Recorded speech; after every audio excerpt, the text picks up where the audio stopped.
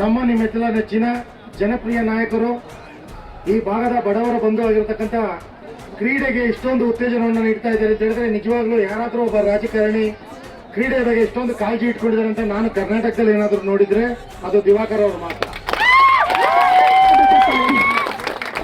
ಯಾಕೆಂತಂದ್ರೆ ಇವಾಗ ಹೇಳಿದ್ರು 2 ಲಕ್ಷ ರೂಪಾಯಿಗಳನ್ನ ತಾಲೂಕು ಮಟ್ಟದಲ್ಲಿ ಇಟ್ಟಿರತಕ್ಕಂಥದ್ದು.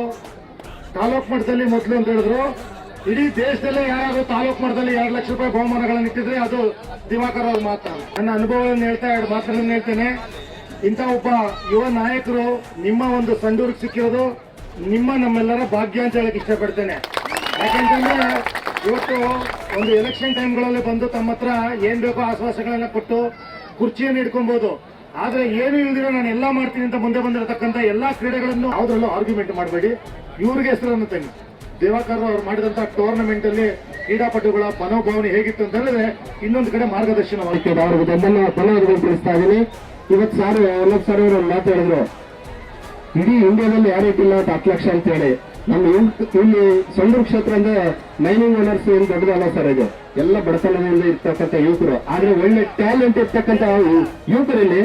ಆದ್ರೆ ಅವ್ರಿಗೋಸ್ಕರ ಆಗ್ಲಿ ನಾನು ಯುವಕರಿಗೋಸ್ಕರ ನಿಂತು ಅದು 10 ಲಕ್ಷ ಇದು ಇವತ್ತು ಅನೌನ್ಸ್ ಮಾಡ್ತಾ ಇದ್ದೀನಿ. ನೆಕ್ಸ್ಟ್ ಬರೋದ್ರಲ್ಲಿ 10 ಲಕ್ಷ